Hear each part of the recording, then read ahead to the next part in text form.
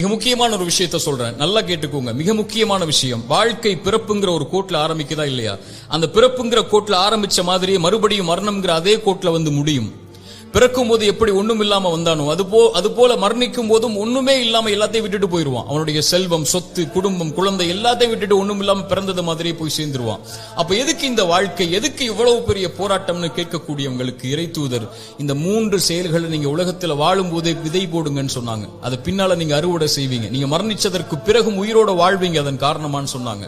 அந்த 3 விஷயம் என்ன தெரியுமா? முதல் விஷயம், இறைவன் உங்களுக்கு செல்வம்னு ஒண்ணு கொடுப்பான், அது பிறருக்கு இந்த உலகத்திலேயே கொடுத்து உதவுங்க. அதன் மூலமாக ஒருவன் பலன் பெற்றிருந்தால், அதன் மூலமாக இன்னொருவன் பலன் பெற்றிருந்தால் அந்த தொடர் நன்மை உங்களுக்கு வந்தடையும்னு சொன்னாங்க.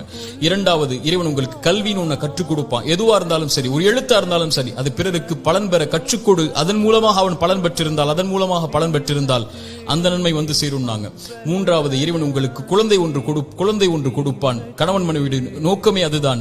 அந்த குழந்தையை நல்ல முறையில் வளர்த்தெடுத்து அந்த குழந்தை உங்களுக்காக பிரார்த்தனை செய்யும் அளவிற்கு நீங்கள் வளர்த்திருந்தால் அந்த குழந்தை செய்யக்கூடிய பிரார்த்தனைன்னு சொன்னாங்க. அப்படி நல்ல குழந்தைகளை இந்த பூமியில் இருந்து மரணிப்பதற்கு முன்னதாக வளர்த்தெடுப்பதுன்னு சொன்னாங்க. இந்த 3 விஷயத்தை யார் இந்த பூமியில் மரணிப்பதற்கு முன்னதாகவே உலகத்தில் விதை போடுவாரோ அவர் மரணித்ததற்கு பிறகும் அதை அறுவடை செய்து கொண்டு இந்த உலகத்தில் உயிர் வாழ்ந்து கொண்டே இருப்பார், இந்த உலகம் அழியும் வரைன்னு சொன்னாங்க. Download ShareChat.